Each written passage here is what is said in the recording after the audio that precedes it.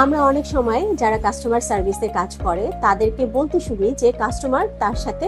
খারাপ ব্যবহার করেছে, এই কারণে তার সারা দিনটাই মাটি হয়ে গিয়েছে। আমাদের মনে রাখতে হবে কাস্টমার আমাদেরকে চিনে না, তারা আমাদেরকে সেই অর্গানাইজেশনের রিপ্রেজেন্টেটিভ মনে করছে।